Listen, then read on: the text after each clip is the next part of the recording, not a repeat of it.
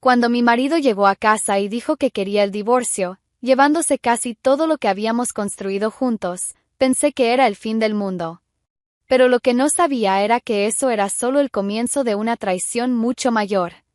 Mis padres me abandonaron cuando yo tenía apenas 6 años. No hubo despedidas, no hubo explicaciones. Simplemente un día desperté y ellos ya no estaban. Fui criada por mis abuelos en Sevilla, personas bondadosas, pero que nunca lograron llenar el vacío que aquella partida dejó en mí. Durante toda mi infancia me preguntaba qué había de malo conmigo. ¿Por qué no fui digna del amor de mis propios padres? Esa pregunta me perseguía en las noches silenciosas, cuando miraba por la ventana esperando que volvieran.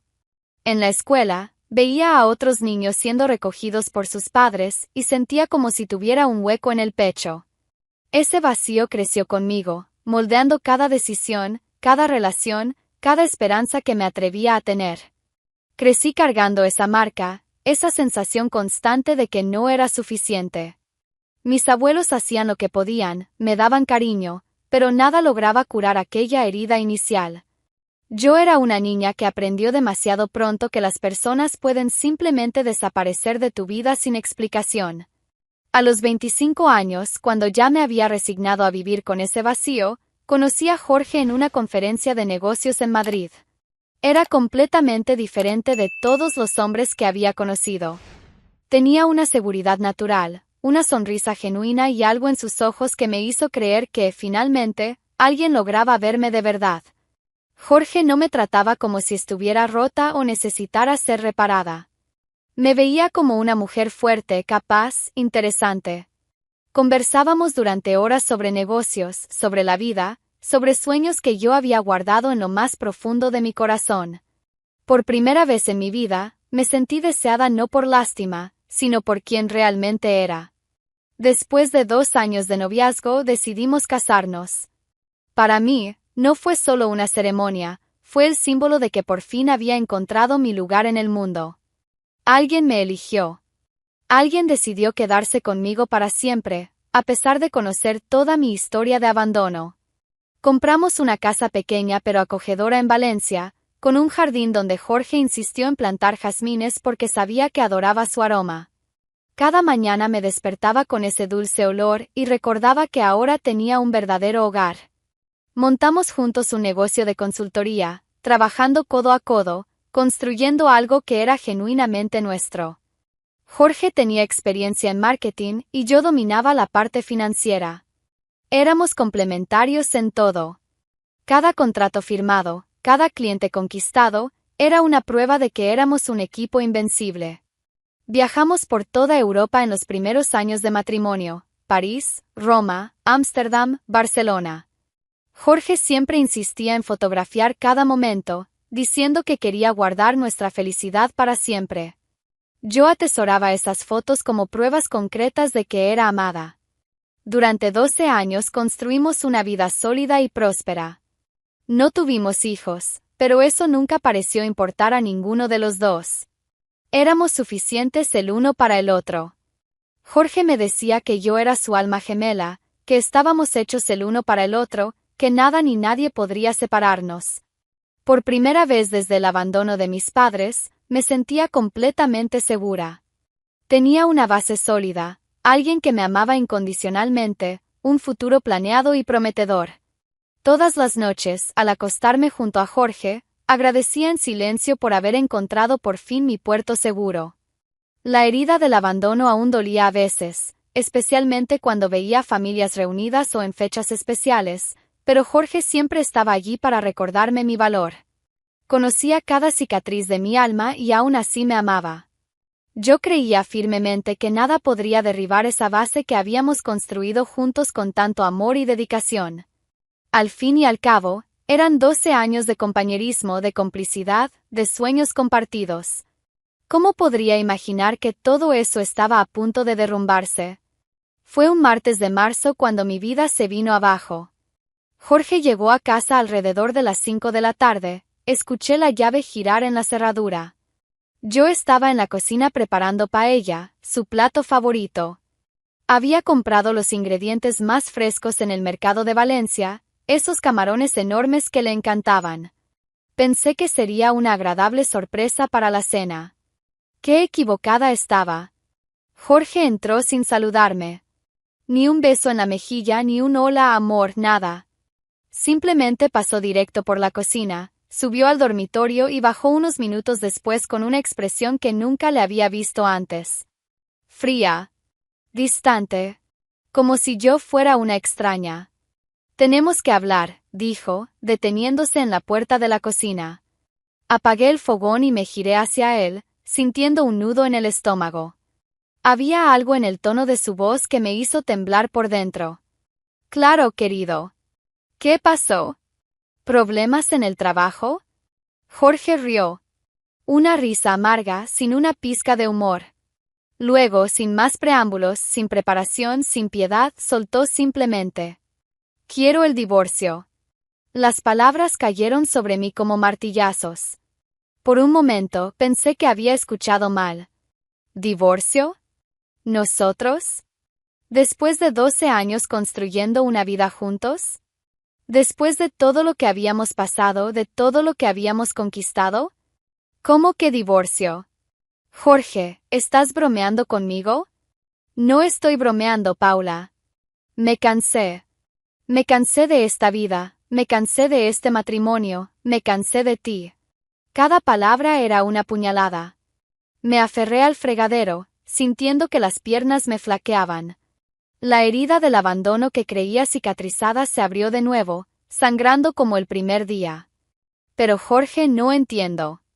Ayer mismo me dijiste que me amabas. Anteayer salimos a cenar y parecías feliz. ¿Qué cambió? Nada cambió, Paula. Simplemente ya no puedo seguir fingiendo. Fingir. La palabra resonó en mi cabeza como un disparo. ¿12 años fingiendo? Todo aquel amor, todas aquellas declaraciones, todos aquellos planes para el futuro, ¿todo mentira? Y hay más, continuó, ahora con una sonrisa cruel en los labios. La mayor parte de los bienes se quedará conmigo. La casa, la empresa, las cuentas. Tú puedes quedarte con tu ropa y algunos muebles. La audacia de esas palabras me sacó del shock inicial y encendió algo dentro de mí. Ira. Una ira profunda y ardiente. ¿Cómo que la mayor parte de los bienes? Jorge, construimos todo esto juntos. Trabajé tanto como tú, invertí mi dinero, mi tiempo, mi vida entera en esta empresa. Demuéstralo, dijo él con una frialdad que me heló la sangre. En ese momento entendí que no estaba hablando con el hombre que amaba. No sé quién era esa persona frente a mí, pero no era el Jorge que había plantado jazmines en nuestro jardín, que había fotografiado cada momento feliz de nuestra vida. En los días siguientes, la confusión y el dolor me inmovilizaron. Caminaba por la casa como un fantasma, mirando cada objeto, cada foto, cada recuerdo, intentando entender cómo todo se había convertido en una mentira. Pero después del impacto inicial, la supervivencia habló más fuerte. No podía simplemente aceptar aquello. No después de todo lo que había invertido, no después de toda mi vida dedicada a ese matrimonio, a esa empresa que ayudé a construir desde cero. Busqué un abogado. Carlos Mendoza, un hombre de 50 años con oficina en el centro de Valencia, recomendado por una amiga. En los primeros días después de nuestra conversación, me sentí esperanzada. Carlos parecía confiado, decía que yo tenía derechos, que Jorge no podía simplemente dejarme sin nada. No se preocupe, señora Paula. Se hará justicia. Usted tiene derecho al 50% de todo lo que se construyó durante el matrimonio. Esas palabras me dieron fuerzas para seguir. Me aferré a esa esperanza como una náufraga se aferra a una tabla. La justicia prevalecería. Podría resistir. Jorge no lograría destruirme como lo hicieron mis padres. La confianza que había depositado en el abogado Carlos Mendoza duró exactamente 3 semanas. 3 semanas en las que creí que por fin tenía a alguien luchando por mí, alguien que haría que Jorge pagara por intentar robarme. Fue un jueves cuando descubrí la verdad. Había ido a la oficina de Carlos para discutir los próximos pasos del proceso cuando me encontré con la secretaria, Carmen, visiblemente nerviosa. Evitaba mi mirada y movía constantemente los papeles sobre el escritorio. ¿El señor Mendoza está? Pregunté. Está en una reunión, balbuceó ella. En ese momento, escuché una voz familiar proveniente de su despacho. Una carcajada que conocía demasiado bien. Jorge. Jorge estaba en la oficina de mi abogado. Mi sangre se heló. Caminé hasta la puerta y pegué el oído. Lo que escuché me hizo sentir como si el suelo se hubiera abierto bajo mis pies. Gracias por todo, Carlos. El dinero ya fue transferido a tu cuenta. No fue nada, Jorge. Paula ni sospecha. Ella realmente cree que estoy defendiendo sus intereses. Rieron juntos. Se rieron de mi ingenuidad, de mi dolor, de mi desesperación. Está pagando para que la traicionen, dijo Jorge. Es casi poético. Empujé la puerta con fuerza. Ambos se giraron, sorprendidos, pero Jorge no mostró ni una pizca de vergüenza. Al contrario, sonrió como si acabara de contar un chiste excelente. Paula, exclamó Carlos, visiblemente incómodo. Esto no es lo que parece. ¿Esto no es lo que parece? Mi voz salió más firme de lo que esperaba. Carlos, acabo de oírte hablar del dinero que Jorge te pagó. Los escuché reírse de mí, diciendo que yo ni sospechaba. Jorge se levantó de la silla, acomodó el traje y caminó hacia mí. Paula, querida, siempre fuiste muy ingenua. ¿De verdad creíste que sería fácil enfrentarte a mí? La rabia que me invadió en ese momento fue distinta a todo lo que había sentido antes. No era solo rabia, era furia pura. Una indignación que venía desde lo más profundo del alma. Son asquerosos. Los dos. Ahora, Paula, mantengamos la civilidad, dijo Carlos, todavía intentando fingir que había alguna explicación razonable para aquello. ¿Civilidad? Reí, pero era una risa amarga. ¿Quieres hablar de civilidad después de aceptar dinero para traicionarme? Jorge pasó junto a mí en dirección a la puerta, deteniéndose solo para susurrarme al oído. Nunca vas a poder ganarme. Salí de allí trastornada, pero también con una claridad que no había sentido desde el día de la petición de divorcio. Ahora sabía exactamente quién era Jorge. No era solo un marido que quería separarse, era un hombre capaz de cualquier cosa para destruirme. Ese mismo día rompí cualquier vínculo con Carlos Mendoza. No quise ni escuchar sus patéticas excusas. Recogí todos los documentos que tenía en sus manos y me fui decidida a encontrar a alguien que realmente luchara por mí. La traición doble, primero Jorge, luego el abogado que debía defenderme, encendió en mí una fuerza que no sabía que poseía. El dolor del abandono, esa herida antigua que Jorge había reabierto, ahora se transformaba en determinación. Ya no se trataba solo del divorcio o de los bienes. Se trataba de dignidad. De demostrar que yo no era aquella niña abandonada e indefensa. Demostrarle a Jorge que había elegido a la mujer equivocada para intentar destruir. Busqué otro abogado. Esta vez fui más cuidadosa. Elena Vargas era conocida por su tenacidad y por nunca haber perdido un caso de divorcio complicado. Cuando le conté lo que había descubierto sobre Carlos, sus ojos brillaron con una ira casi tan intensa como la mía. Vamos a acabar con ellos, dijo. Jorge y esa tal Alba no saben con quién se están metiendo. Fue la primera vez que escuché el nombre de la amante de Jorge. Alba. Finalmente tenía un nombre para ponerle al rostro de la mujer que había ayudado a destruir mi matrimonio. La transformación del dolor en determinación fue casi física. Sentía una energía nueva corriendo por mis venas, una fuerza que venía de un lugar muy profundo. Jorge había tocado a la mujer equivocada. El día del juicio llegó como una tormenta que sabes que va a suceder, pero para la que nunca estás realmente preparada. Era una mañana de septiembre, el cielo estaba despejado, pero yo sentía como si cargara el peso de nubes negras sobre mis hombros.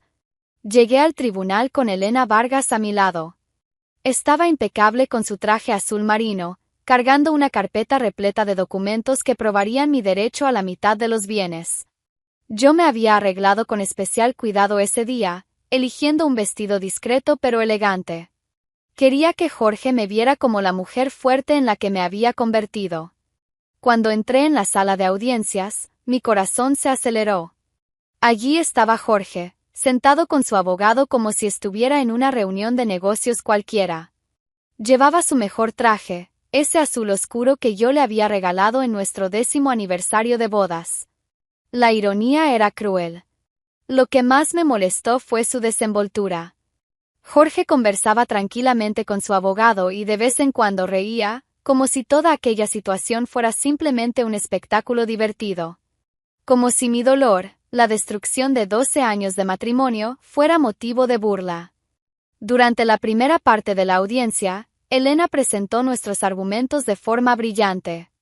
Tenía documentos, comprobantes de depósitos, registros de la empresa que probaban mi participación activa en la construcción del patrimonio. Me sentí esperanzada al ver a Jorge visiblemente incómodo mientras Elena desmontaba sus argumentos uno por uno. Pero lo que ocurrió durante el receso quedó grabado para siempre en mi memoria. Yo estaba en el pasillo del tribunal, conversando con Elena sobre los próximos pasos, cuando una mujer se acercó. Cabello castaño, con una ropa llamativa.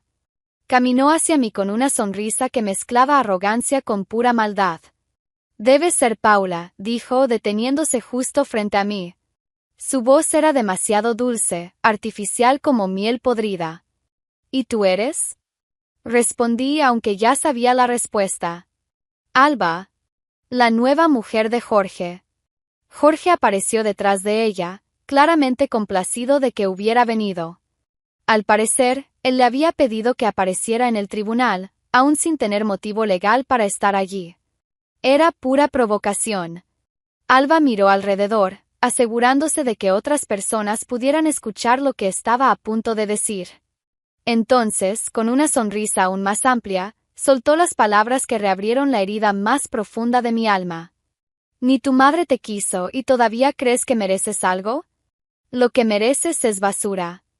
El silencio que siguió fue ensordecedor. La gente en el pasillo se detuvo a mirar. Elena, a mi lado, estaba impactada. Jorge rió por lo bajo, claramente satisfecho con el golpe que su amante había asestado. Por un momento, volví a ser aquella niña de 6 años, abandonada y confundida, preguntándose por qué no era digna de amor. El dolor fue tan intenso que sentí como si me hubieran dado un puñetazo en el estómago. Pero entonces algo cambió dentro de mí. Una fuerza que no sabía que poseía emergió de lo más profundo de mi alma. Miré directamente a los ojos de Alba, levanté la barbilla y sonreí. Una sonrisa serena, decidida, que la tomó completamente desprevenida. «Acabas de cometer un error muy grande», dije con una voz firme y clara para que todos escucharan. «Acabas de darme la motivación que necesitaba para destruirlos a los dos». Alba parpadeó, confundida, claramente esperando que yo me derrumbara en lágrimas. Jorge dejó de reír. «¿Sabes cuál es la diferencia entre tú y yo, Alba? Yo construí todo lo que tengo con trabajo honesto. Tú solo sabes robar lo que es de otros. Y eso, querida, será tu ruina». Me di la vuelta y regresé a la sala de audiencias. Elena me siguió, susurrando admirada. «Eso fue perfecto, Paula. Acabas de mostrarle a todos quién es realmente la persona con carácter aquí». En ese momento supe que algo había cambiado para siempre. Esa sería la última vez que permitiría que alguien me hiriera de esa manera. Ya no era la mujer abandonada que aceptaba ser pisoteada. La humillación que Alba intentó imponerme terminó siendo el combustible que necesitaba para ganar esa batalla. Lo que no sabía aquel día en el tribunal era que eso había sido solo el comienzo. Las audiencias se prolongaron durante meses interminables, cada una drenando un poco más de mi energía, pero también fortaleciendo mi determinación. Elena Vargas resultó ser exactamente la abogada que necesitaba. Meticulosa, implacable, desmontaba cada argumento de la defensa de Jorge con la precisión de un cirujano. Pero Jorge y su abogado no facilitaban nada. Contestaban cada documento, cuestionaban cada prueba, creaban obstáculos burocráticos que retrasaban el proceso semana tras semana. La primera pequeña victoria llegó en octubre. El juez determinó que yo tenía derecho a permanecer en la casa hasta el final del proceso. Jorge se enfureció, pero tuvo que aceptarlo. Elena me sonrió ese día y susurró: «Esta es solo la primera. Vamos a lograr mucho más que esto». Esa decisión me dio esperanza. Era una chispa pequeña, pero suficiente para mantenerme en pie durante las semanas difíciles que siguieron. La segunda victoria llegó en noviembre, cuando logramos demostrar que Jorge había intentado esconder dinero en cuentas offshore. Al juez no le agradó nada ese intento de fraude. Elena presentó extractos bancarios que había conseguido a través de una investigación privada. Jorge lo negó todo, pero las pruebas eran irrefutables.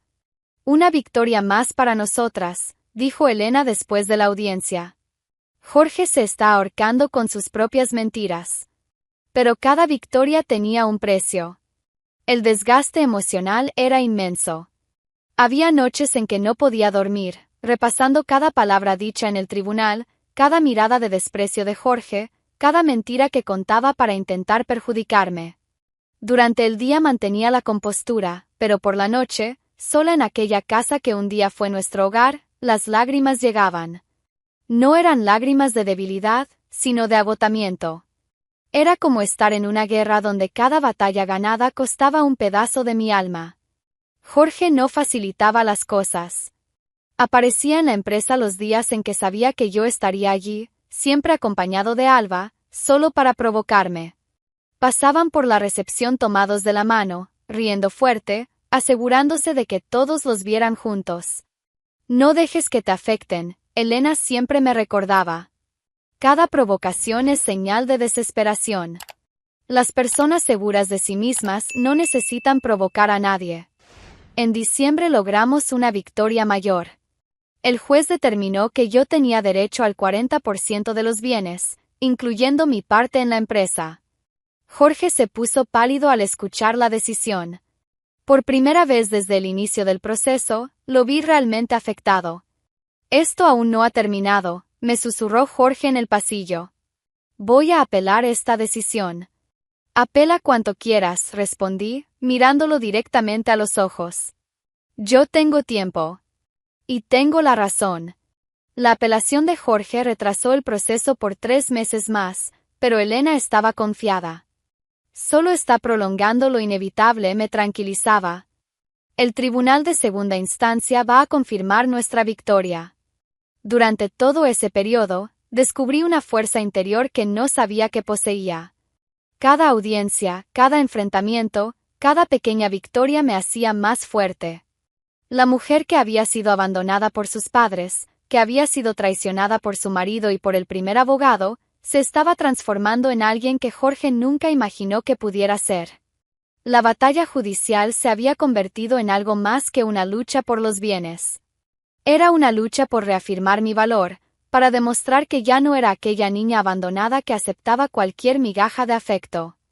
Era una lucha para mostrar que Paula merecía respeto, merecía justicia, merecía una vida digna. El proceso me estaba agotando, sí, pero también me estaba liberando. Cada victoria, por pequeña que fuera, era una prueba de que yo tenía valor, de que merecía estar allí luchando por lo que era mío por derecho. No iba a dar marcha atrás. No importaba cuánto tiempo llevara, cuánto costara emocionalmente, iba a llegar hasta el final. La sentencia final llegó una mañana de marzo, exactamente un año después de que Jorge pidiera el divorcio. El juez fue claro y directo: me quedaría con mi parte legítima de los bienes. 40% de todo lo que habíamos construido juntos, incluyendo mi participación en la empresa, una suma de dinero y algunos inmuebles. No era todo lo que merecía, pero era justicia. Elena sonrió satisfecha a mi lado mientras escuchábamos la decisión. Jorge intentó mantener la compostura, pero podía ver la rabia en sus ojos. Había conseguido quedarse con la mayor parte como siempre quiso, pero tuvo que reconocer mis derechos. «Se acabó», susurré a Elena. Finalmente se acabó. Salí del tribunal aquel día sintiéndome libre por primera vez en mucho tiempo. El peso que llevaba sobre los hombros había desaparecido. Había vencido. No completamente, pero lo suficiente para recuperar mi dignidad. En los meses que siguieron, la vida de Jorge comenzó a desmoronarse de forma inesperada. Una grave enfermedad cardíaca llegó apenas 6 meses después de que el divorcio se finalizara, exigiendo tratamientos costosos y constantes. Irónicamente, gran parte del dinero que él había luchado tanto por mantener empezó a gastarse en médicos particulares, clínicas especializadas, medicamentos importados. La salud no negocia, no acepta corrupción, no se deja engañar con mentiras. La salud simplemente cobra su precio. Alba, que había sido tan arrogante en el pasillo del tribunal, empezó a mostrar su verdadera cara cuando se dio cuenta de que Jorge ya no era el hombre próspero y saludable que ella había conquistado. Según comentarios que llegaron hasta mí, se quejaba constantemente de los gastos del tratamiento, del cambio de estilo de vida, de las limitaciones que la enfermedad trajo. Yo no firmé contrato para esto, le habría dicho a Jorge durante una de las muchas discusiones que empezaron a tener. La mujer que me había humillado, que había dicho que yo merecía basura, ahora estaba descubriendo lo que realmente significaba estar al lado de alguien en las dificultades. Y, claramente, no le estaba gustando nada la experiencia. Jorge, que siempre fue un hombre vanidoso y controlador, tuvo que aceptar una nueva realidad donde él no mandaba en nada. La enfermedad dirigía su rutina, sus planes, su vida. El hombre que había intentado destruirme ahora estaba siendo destruido por sus propias decisiones y por las circunstancias de la vida. Mientras ellos se hundían en dificultades económicas y resentimiento mutuo, yo volví a encontrar la paz. Con el dinero que recibí en la división de bienes, pude recomenzar. Compré un apartamento pequeño pero acogedor en una zona tranquila de Valencia, lejos de los malos recuerdos. Abrí una pequeña tienda de ropa femenina, trabajando sola, a mi ritmo, con clientes que yo elegía. Por primera vez en mi vida, era completamente dueña de mi destino. No dependía de nadie, no tenía que temer que alguien me abandonara o me traicionara. Las noches solitarias que antes me atormentaban ahora se habían convertido en momentos de paz. Leía, escuchaba música, cuidaba las plantas del balcón. Había una serenidad en mi vida que no conocía desde hacía mucho tiempo. La herida del abandono de mis padres finalmente había sanado. No porque alguien me hubiera amado lo suficiente para curarla, sino porque yo había aprendido a amarme. Había descubierto que mi valor no dependía de la aprobación ni del amor de otras personas. Jorge intentó destruirme, pero terminó liberándome. Me liberó de la necesidad de ser amada por alguien que no me merecía. Me liberó de la prisión de un matrimonio basado en mentiras. Me liberó del peso de cargar con las cicatrices del pasado. Libre, independiente y dueña de mi propio destino, había logrado dejar atrás no solo el matrimonio con Jorge, sino también el peso de toda una vida marcada por el dolor del abandono. La mujer que salió de aquel tribunal era completamente diferente de la que había entrado.